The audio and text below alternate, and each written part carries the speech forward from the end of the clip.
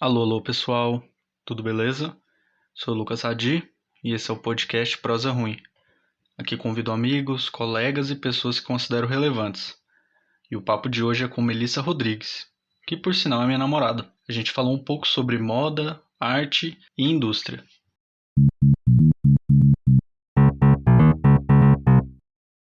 Alô, alô, tudo beleza? A nossa convidada de hoje é a Melissa, que por sinal é minha namorada.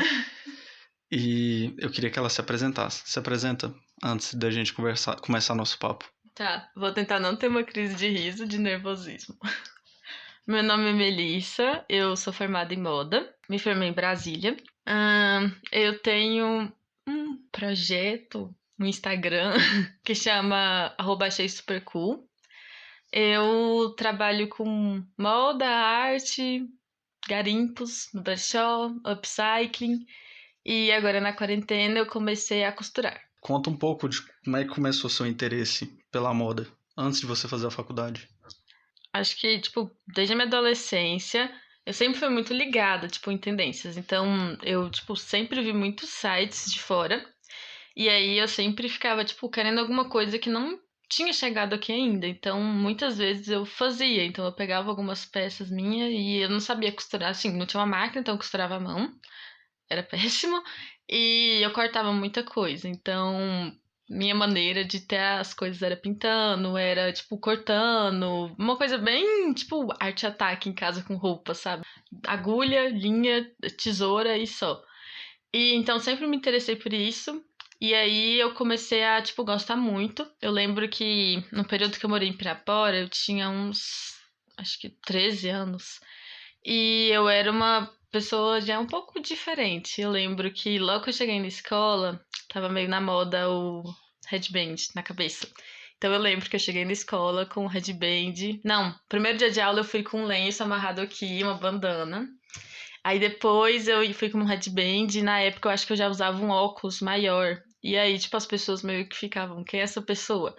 Mas eu nunca me importei, sempre tive, tipo assim, muita gente que me zoava na escola por essas coisas, mas depois de um tempo, inclusive um amigo meu, de outros amigos eu também, Cita vai conhecer, Cita é um amigo nosso, meu de Lucas, que chama Gabriel.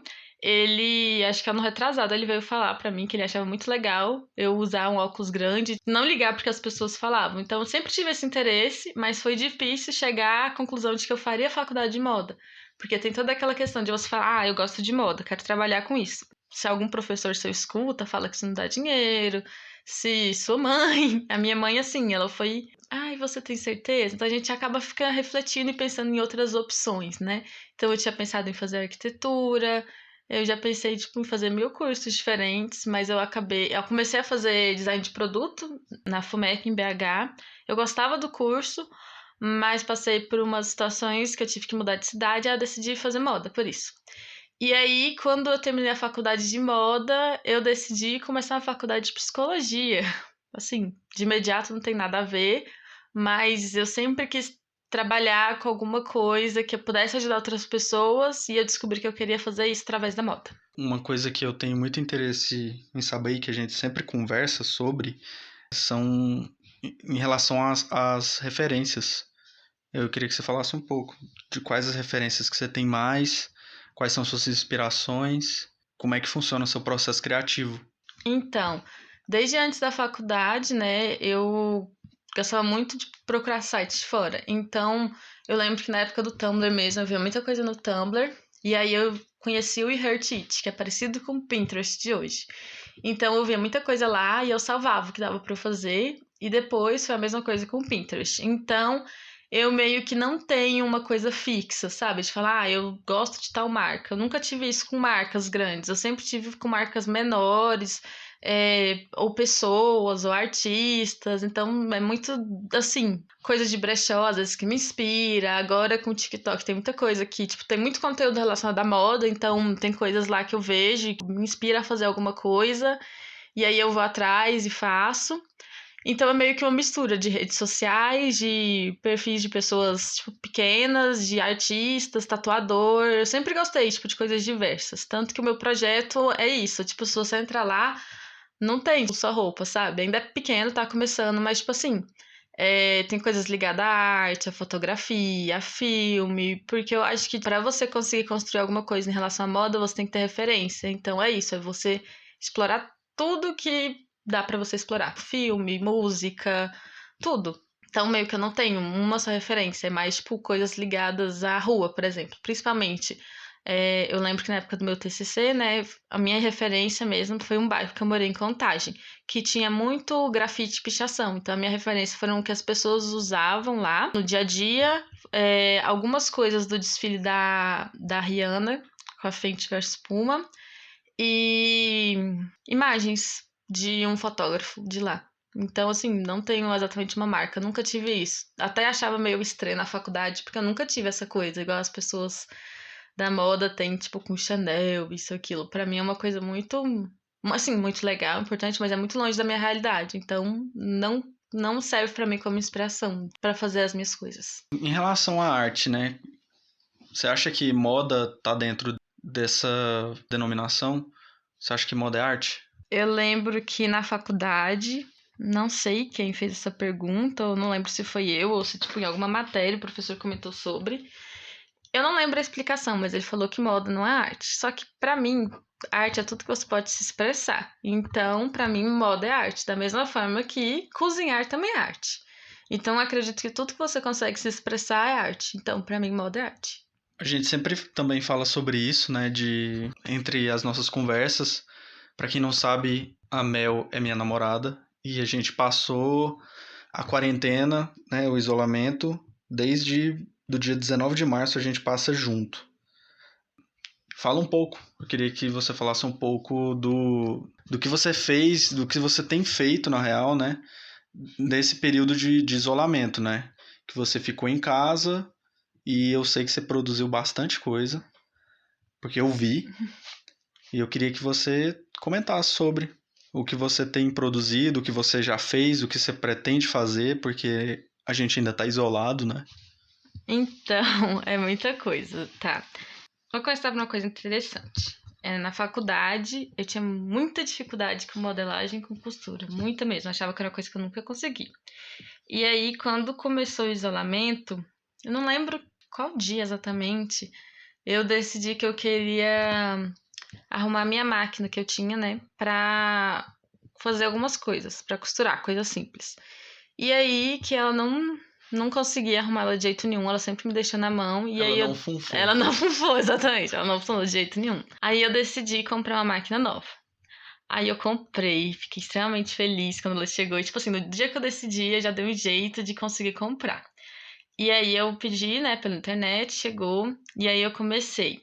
Igual eu falei, tem muito conteúdo no TikTok, então meio que eu aprendi muita coisa lá. Eu decidi que eu queria fazer os bucket hats, e aí eu peguei modelagem na internet, eu meio que tive que criar, porque não deu muito certo a que eu peguei, então fiz alguns ajustes. E eu não tinha. O único tecido que eu tinha em casa era um tecido xadrez. E como eu queria o chapéu mais estruturado, o tecido xadrez ele era flanelado, então ele era muito fininho, então ele não ia ficar desse jeito. Aí eu comecei a lembrar que, acho que alguns anos atrás, minha mãe me deu umas calças, que é cintura baixa, eu não usava, mas eu tinha guardado porque eu tinha gostado do jeans. Era tipo assim, umas 4 calças, eu acho. E aí eu lembrei delas e comecei a fazer. Peguei elas e aí eu desfiz tudo e comecei a fazer a partir delas. E aí uma amiga que mora comigo também me deu mais calças. As pessoas que estavam tendo contato comigo, né, foram me dando peças que elas, tipo assim, já estavam rasgadas e tudo mais pra eu conseguir criar. E aí a minha primeira criação, que eu me lembro, foi o chapéu. Aí, como o chapéu, o tecido é jeans, né? Alguns eu comecei a fazer algumas ilustrações, ou, tipo assim, algumas pinturas feitas à mão, outros eu tingi, fiz tie-dye, outros eu deixei no jeans, então assim, é muito isso de cada um ser de um jeito. Aí que eu comecei a me interessar pelo upcycling, porque eu sempre gostei, mas como eu não tinha máquina, eu nunca tinha colocado, tipo, isso em prática mesmo. Aí eu comecei a salvar muita referência no Pinterest, comecei a reformar umas roupas. Eu lembro que eu comprei, tipo, 2 vestidos no brechó, que ele tem a mesma estampa, só que ele era longo. E aí eu queria de um outro jeito, então eu aprendi, eu fui costurando, fui testando, E aí eu consegui fazer muita coisa bacana, consegui fazer vários tops, eu fiz um conjuntinho pra usar, eu fiz muita coisa. E aí eu postava no Instagram e as pessoas começavam a se interessar, então eu decidi colocar isso também dentro do meu projeto. Fazer coisas que eu crio, né, a partir de resíduos têxteis, né, assim, de peças de roupas que eu garimpei, que eu não uso mais, ou de calças que estão paradas, mais ou menos essa ideia. Então, também, como eu falo, tudo tá meio que ligado, né, as minhas ilustrações são feitas à mão.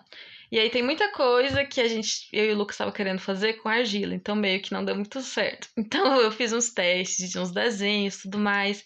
E as coisas que eu fui curtindo, eu fui, tipo, desenhando depois nas peças de roupas. E foi superando um pouco da timidez de postar as coisas no Ainda é Instagram e tudo. difícil. Acho que essa parte é mais difícil, porque eu sinto que eu tenho muita coisa legal pra compartilhar, só que eu sinto muita dificuldade. Até no meu Instagram pessoal mesmo. Então é uma coisa que eu tô assim, tentando. É muito difícil. Eu sou uma pessoa super. Não sou tímida, mas pra isso, nas redes sociais eu sou tímida, eu não entendo. E inclusive é uma coisa que meio que eu vi que cresceu bastante foram as pessoas, né? Começando a colocar mais a cara nas redes sociais. Esse podcast nasceu durante o período da pandemia, que também é um pouco da superação da timidez, da vergonha, de falar, por mais que a gente tenha um pouco de confiança, às vezes a gente duvida, né? Que consegue fazer e Sim. tal. Particularmente falando, eu percebi que o seu Instagram ficou mais ativo, né, durante esse período. Mas assim, mudando um pouco de assunto, em relação à indústria em si, não Uhum. só falando das pessoas, dos pequenos produtores, mas em relação à indústria, você acha quais são as mudanças que você acha que vai rolar mais, assim?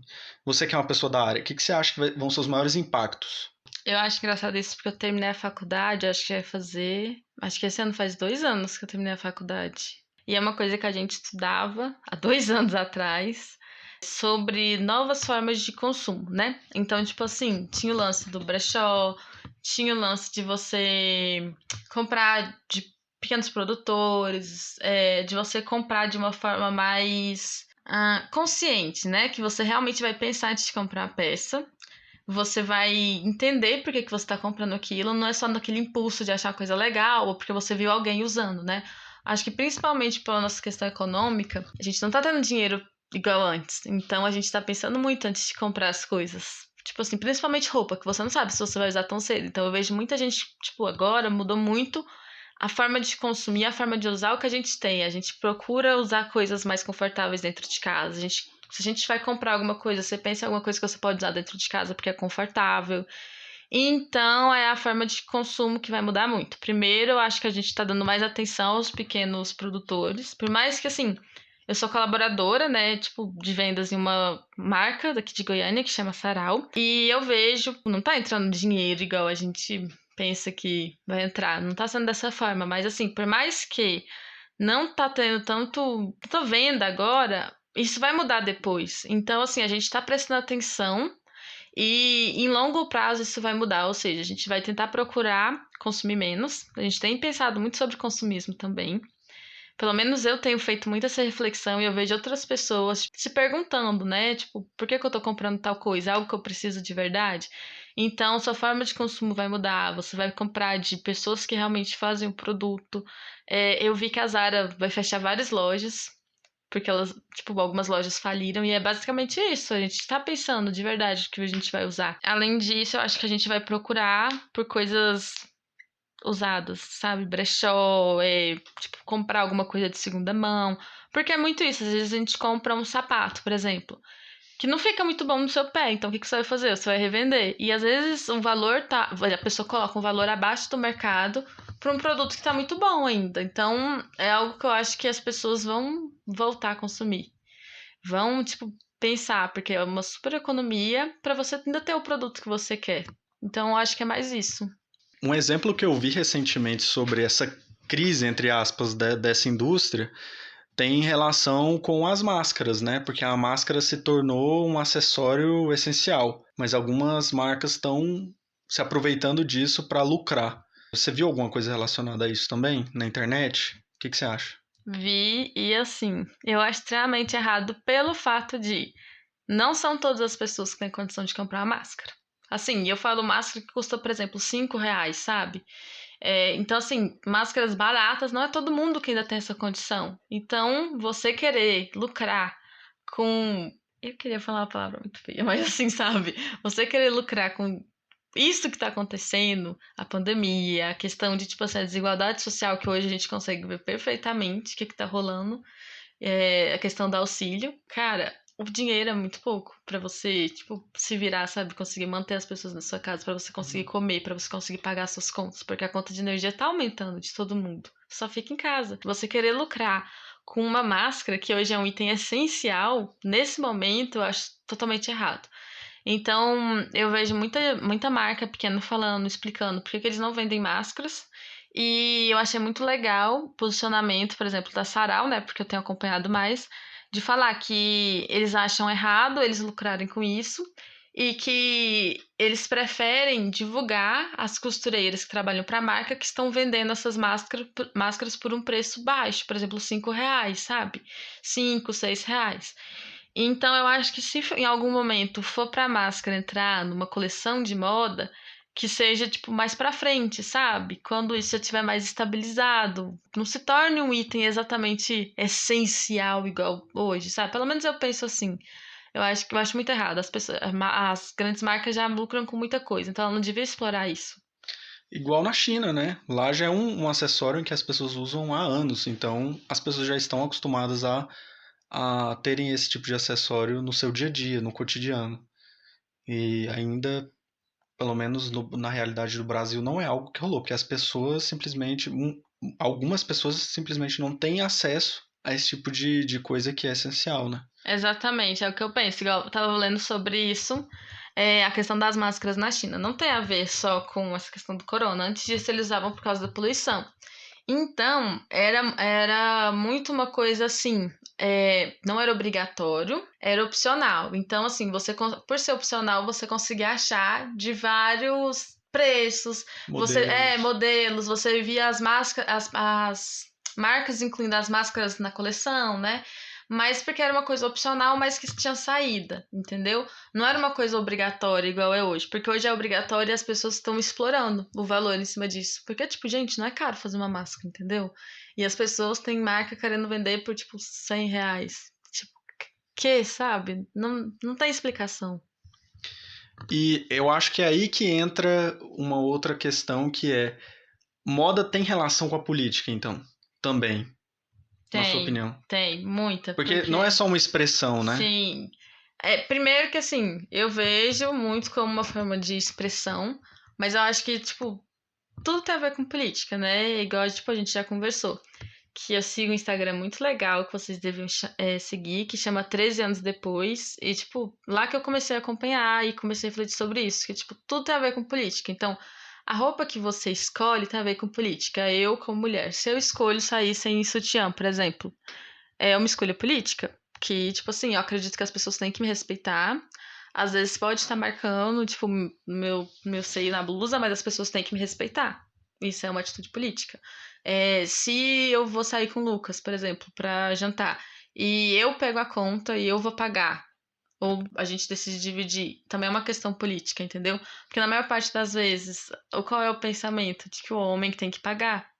Então, às vezes as pessoas não veem a divisão como uma coisa certa ou a mulher pagar a conta como uma coisa certa, entendeu? Então, acho que tudo entra nisso. Agora não vou lembrar a marca, mas teve uma marca que ela, não faz muito tempo, ela fez vários vestidos com frases que tinham a ver com política, que tinha a ver com frase do cotidiano, maconha, Uhum. tudo. Então, Tinha um assim, tinha engajamento. engajamento. Então, assim, tudo tem a ver com política. Tanto a moda, em questão de, tipo assim, você vestir uma roupa, tanto a moda em relação a uma marca. Quantas pessoas negras trabalham lá dentro? Quantas mulheres trabalham lá dentro? Como que é a forma de distribuição de tarefas? Como é o salário das pessoas? Então, assim, eu acredito que tudo tem a ver com política. Tanto que eu comecei a pensar nisso por causa do meu TCC também. Porque o Fala bairro um que pouco eu, dele. que eu fiz inspirado chama Eldorado, em Contagem. E aí o pessoal brinca que lá é Réu Dourado, Réu de Inferno. porque é um bairro violento, né? E aí tem muita pichação, então eu quis explorar um pouco isso. E aí você até consegue ver, tipo, nessas regiões que são mais violentas, o que as pessoas costumam usar, entendeu? A questão das cores, tudo, entende? Como é que foi fazer? Eu queria que você falasse um pouco do seu TCC. Como é que foi o processo? Você chegou a entrevistar pessoas? Você precisou fazer ensaio fotográfico? Como é que funcionou assim o processo de escrita? Porque é um tema muito, muito doido. Queria que você comentasse um pouco. Eu escolhi. Assim, eu já entrei na faculdade sabendo que eu queria fazer sobre isso, porque era uma coisa que me chamava muita atenção. O meu irmão sempre andou de skate, então, tipo, várias vezes eu ia nas pistas de skate, então eu conhecia o pessoal lá e tudo mais, ele me contava algumas coisas. E aí eu comecei a refletir sobre isso, a influência que o bairro, né, tem sobre a pessoa. Então, assim, a minha vida em Contagem do Eldorado é muito diferente da minha vida aqui no setor oeste, que é onde eu moro. Então eu conseguia ver claramente isso. Lá eu tinha uma preocupação gigantesca de sair com o celular, porque eu tinha muito medo de ser assaltado. Mas assim, não é a preocupação que eu tenho aqui hoje. Então eu conseguia ver isso na forma de me vestir. Quando eu ia pegar o metrô, por exemplo, que eu ia tipo, de Contagem para Belo Horizonte, eu ia de metrô. Às vezes eu tinha que voltar de metrô à noite também. Então, eu não ia de short, eu ia de calça. Sempre ia de calça. Porque, por mais que eu sei que a roupa não tem nada a ver com isso, né? Você não se sente segura para usar certas coisas. Você fica meio com medo, entende? Então, eu percebia muito isso. E aí, eu comecei a querer explorar isso desde a criação do bairro até os dias de hoje. E foi engraçado, porque eu lembro que eu postei no Facebook que eu queria saber um pouco da história do bairro e um professor meu de Contagem me mandou várias coisas e aí eu fiz assim meu TCC, essa parte da história, né, da criação do bairro graças a ele, o Pablo. Aí eu já sabia que eu queria isso, então eu lembro que enquanto eu tava lá, eu tentei pesquisar, tirar foto, conhecer pessoas de lá, entrevistar algumas pessoas que moravam lá ou que frequentavam muito lá, porque por mais que às vezes não seja a partezinha do bairro lá, por exemplo, que a pessoa mora lá, ela vai muito lá, então ela também tem a mesma visão, né? E aí, por exemplo, meu irmão me falou de uma batalha de rap que acontecia, agora eu não lembro, se é toda quarta noite. Então eu fui tipo, meio que anotando e pesquisando sobre isso. A questão dos grafites, dos pichos lá. Eu lembro que eu morava num prédio que tinha uma pichação, que eu não lembro agora o que que era, que depois de um tempo que eu fui assistir Cidade de Deus, aí eu percebi que fazia referência ao filme, eu achei incrível. Mas então eu comecei a explorar isso e eu queria muito explorar essa parte de desenho, porque é uma coisa que eu gosto muito. Então eu comecei a fotografar os grafites de lá, conversar com o pessoal e tentei ver o que que eu poderia fazer, o que que Conhecer os seria. artistas do É, local, né? Aí eu fui ver o que que eu poderia fazer inspirado nisso. E foi muito legal, tanto que todas as fotos do meu TCC, não as que eu fiz com a minha peça, mas assim, de pesquisa, foi de um fotógrafo de Contagem. Eu procurei esse menino, esse fotógrafo, conversei com ele, pedi permissão para usar as fotos dele. Então, tipo assim, toda a parte que a gente tem que fazer de painel de inspiração, tema, tudo eu fiz com fotos de lá, o que eu achei que, tipo, ajudou muito na construção do trabalho. Eu conversei muito com o pessoal de lá para saber, tipo, o que eles achavam do bairro. Eu comecei a tentar prestar atenção no que eles costumavam vestir. E eu achava legal que o pessoal dessa cena, eles vestem muitas coisas diferentes, assim, em relação à cor, a material, óculos.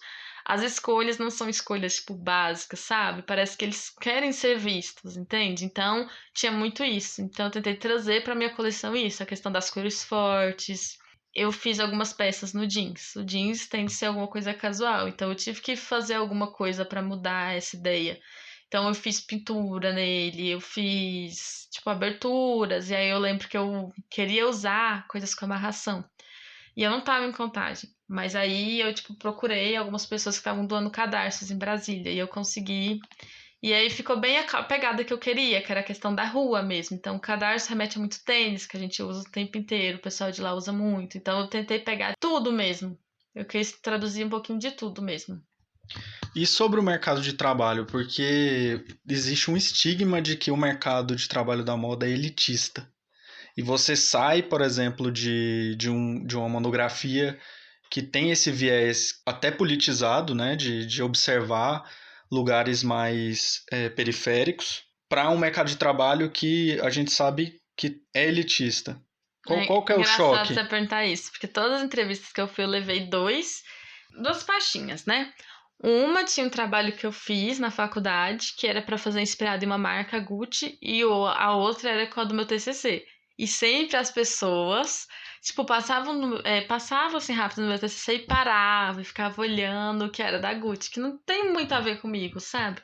Então eu percebi muito isso nas entrevistas. É muito engraçado, porque eu acho que eu não comentei com você, mas eu percebi muito isso. Eu não atuo no mercado exatamente por isso, assim, atuar, tipo, Diretamente. de pertencer a uma empresa, assim, sabe? Exatamente por isso, porque é uma coisa muito elitista, é bizarro, por isso que às vezes eles cobram nas roupas, sendo que, tipo assim, você ganha mal e eles lucram muito, sendo que você ganha mal, você que tá ali fazendo trabalho ganha muito mal. Então, assim, Sem falar na galera que sim, costura, né? As costureiras, os exatamente. costureiros, E né? eles trabalham, tipo, muito, sabe? Então, assim, eu já atuei na área, eu trabalhei muito tempo de graça pra conseguir, tipo, construir meu currículo e tal. Mas aí eu percebi que, tipo, não era pra mim, não era o que eu queria. É realmente uma coisa muito elitista. Tanto que todos os eventos de moda que você vê o pessoal super arrumado. E não falo, tipo assim, questão de super arrumado, tipo, produzido pra um rolê bonitinho, não. É De ostentando. gala. É, ostentação mesmo, sabe? E aí isso é meio que um baque, porque, assim, eu tenho uma condição de vida boa, mas pra mim é muito surreal isso, sabe? É muito louco ver pessoas, tipo, ostentando umas coisas que você fala, cara, isso daí dá pra comprar, tipo, no supermercado, tipo, De várias de várias famílias. famílias, sabe? De sei lá quantos meses, sabe? Ou pessoas comprando algo que é o valor de uma mensalidade da faculdade, sabe? Isso pra mim é muito doido. Então, pra mim, eu comecei a ver que não era dessa forma que eu queria atuar.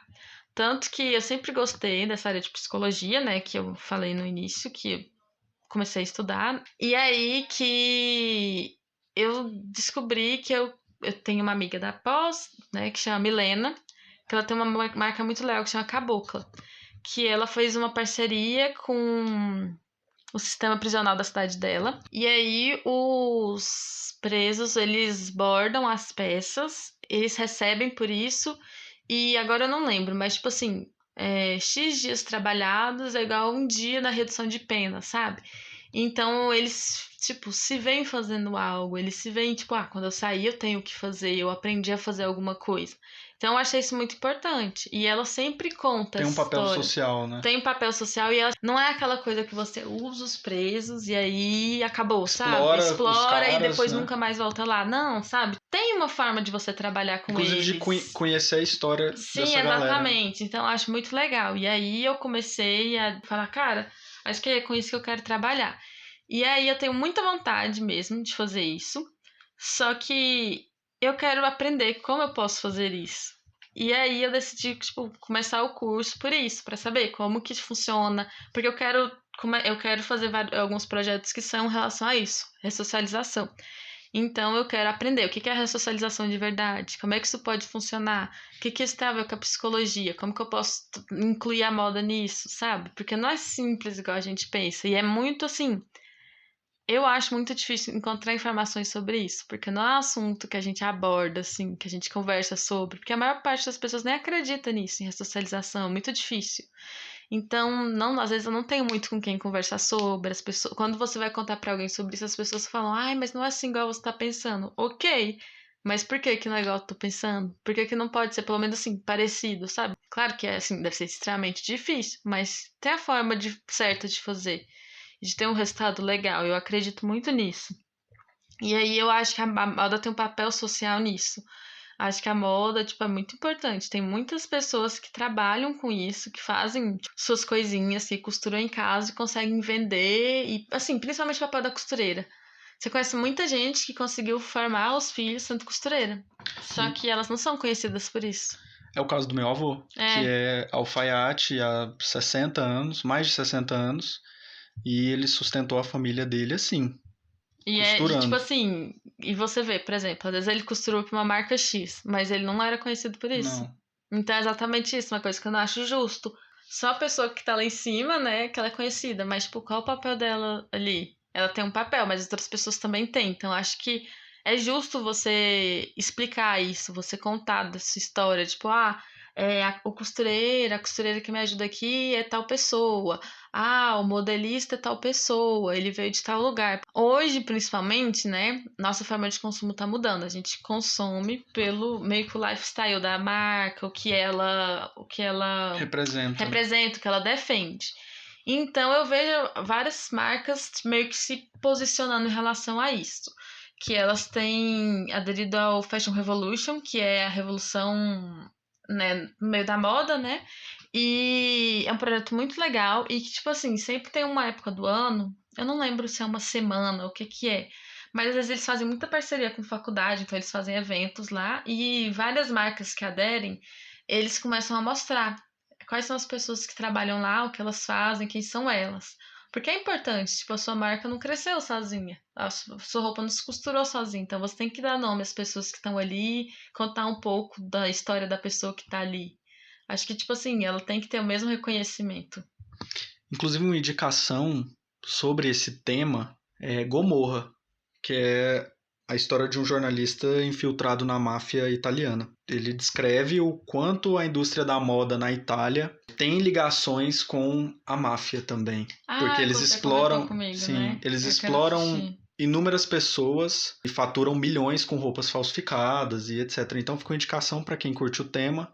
Eu acho que é um livro incrível de jornalismo investigativo. E esse momento, agora, é um momento muito importante, em que eu faço uma pergunta também muito importante, Hum. o momento dos mistérios da humanidade. E a pergunta que eu tenho para te fazer é: por que que você acha que as pessoas Hum. se interessam tanto por teorias da conspiração? E qual é a sua teoria favorita? Nossa, cara, difícil. Mas eu acho que toda a gente quer ter meio que uma explicação, né? Então a gente não aceita. E quando tem alguma, tipo assim, um crime que não foi resolvido, você não aceita que aquilo ali, tipo, nunca acharam quem sequestrou a Madeline. Então você começa a criar coisas sobre isso. E o que é engraçado é que tem muitas teorias da conspiração que se propagam, né? E quando você vai ver, faz sentido. E as pessoas começam a entrevistar não, pesquisar, a investigar, né? E chegam mais ou menos a alguma coisa que a teoria defendia. Então, assim, tem um fundamento, sabe? Tem uma explicação mesmo. As pessoas, às vezes, tipo. Desde que não seja a Terra plana, né? Não, claro, isso daí tem a teoria da conspiração, Lucas. Isso daí é burrice. Mas, tipo assim, tem umas teorias que eu, cara, eu acho muito genial. Acho muito legal, eu adoro ler sobre isso. Eu não. Deixa eu ver. Não sei se eu tenho uma preferida. Eu sei que Ai, você é a ávida que nisso. a Rainha Elizabeth é uma reptiliana. Muito boa. Muito boa. Mas Essa, eu gosto não muito. duvido. Não duvido. Mas, tipo assim, as teorias que eu gosto de ler tem muito a ver com serial killers, essas coisas, sabe? Meio que tentar entender isso. Então, eu comecei por isso. Eu comecei a me interessar por isso. Assistindo Mind Hunter. Antes disso, bem antes, eu fazia parte de um grupo no Facebook, o MK Ultra. Vocês deviam fazer parte, vocês vão se divertir muito.